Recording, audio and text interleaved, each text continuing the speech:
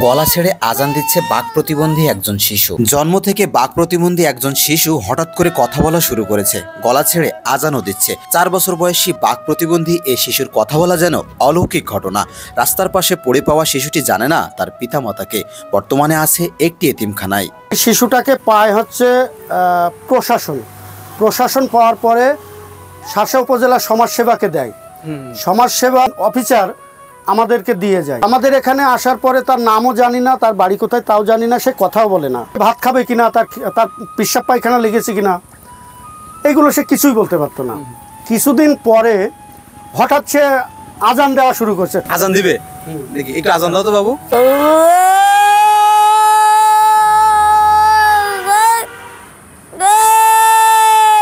সবার চেয়ে আলাদা শিশুটি। ছাত্ররা যখন সবাই খেলা করে তখন সে আজান দেওয়া বা পড়াশোনায় ব্যস্ত।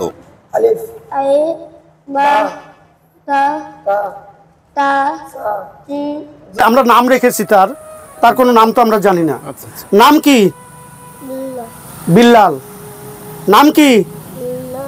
ও আগে এখানে আসার আগে কথা বলতে পারতো না, এখানে এসে কথা বলছে, আমরা পুরো অবাক হয়ে গেছি। আল্লাহ বলো তো।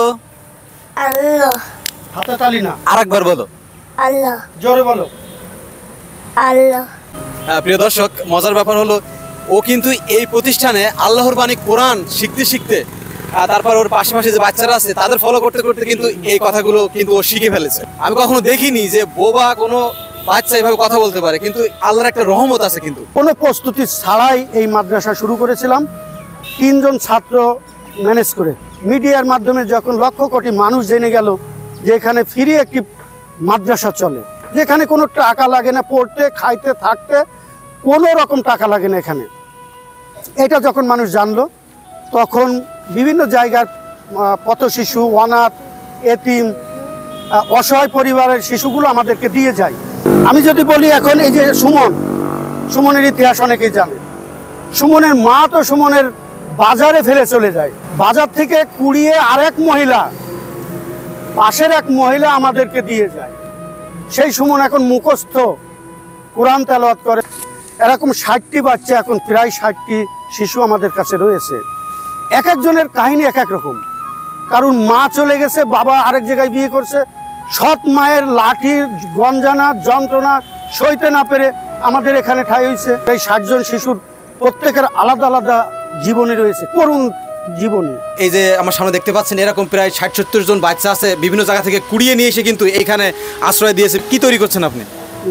যখন 60 জন শিশু একসাথে খাবার খেতে বসে অনেক জায়গা লাগে ওদের খাবার। এটা হচ্ছে খাবারের ঘর, আর পাশে যেটা হচ্ছে এটা রান্নাঘর। এতিম বাচ্চাদের দিয়ে কি করা হয়, বাড়ি বাড়ি পাঠানো হয় ধান চাল তুলতে, দোকানে দোকানে বাজার ঘাটে বর্ষা রোদে ভিজে তাদেরকে পাঠানো হয় কালেকশনে। এদেরকে দিয়ে ভিক্ষাবৃত্তি করানো হয়। আমি এটা পছন্দ করি না। এখনো আমার 60 জন শিশু বাজারের লোক চেনে না। আমরা তাদের নিয়ে বাজারে যাই না, এমনিতেই যাই না, শুধু বাজারে যাই পোশাক বানানোর জন্য। তাই যদি কারো দান করার ইচ্ছা থাকে সঠিক জায়গায় দান করবেন। দানের অনেক ব্যাপার রয়েছে। আমাদের দেশে সাধু সন্ন্যাসীর অভাব নাই। আমি বলবো অনেক বছর ধরে সেবা করছি, এত বড় প্রতিষ্ঠান চালাচ্ছি, ফ্রি মাদ্রাসা এতিমখানা, সোজা হয়ে দাঁড়াও। এখনো দান বাক্স লাগাই নাই। দান বাক্স বিশ্বাস করি না, সাইনবোর্ডও বিশ্বাস করি না।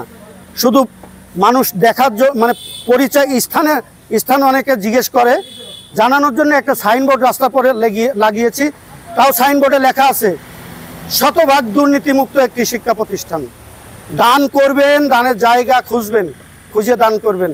আপনার দানের টাকা, আপনার কষ্টের টাকা যদি এতিম অসহায়দের কাজে না লাগে, যদি কোনো এখানে দুর্নীতি হয়, অনিয়ম হয়, নিজের স্বার্থে ব্যবহার করা হয়, আপনার দানও কাজে লাগবে না। আজ যে করছে আমি করছি, আমারও কাজে আসবে না। তাই আপনাদের যদি জেনে শুনে ভালো লাগে আপনারা তদন্ত করবেন। যদি মনে হয় এখানে দান করা দরকার, অবশ্যই অবশ্যই এই নাম্বারে যোগাযোগ করবেন, বিকাশ নাম্বারে। আপনার 6 টাকাও যদি পাঠানোর ইচ্ছা থাকে পাঠাবেন। আমাদের এক ভাই 6 টাকা পাঠিয়েছে আমাদের, আবার কেউ 1 লক্ষ টাকাও একদিনে পাঠিয়েছে। হঠাৎ করে দেশের একটা নেতৃত্ব পরিবর্তন হয়েছে, আমাদের অনুদান এখন কম আসছে। আমরা আসলে বাচ্চাদের যে মানে দ্রব্যমূল্যের ঊর্ধ্বগতি, লজ্জার কোনো কারণ নাই। তাদের খাবারের একটু কষ্ট হচ্ছে, এই কষ্ট নিবারণে আপনারা এগিয়ে আসবেন।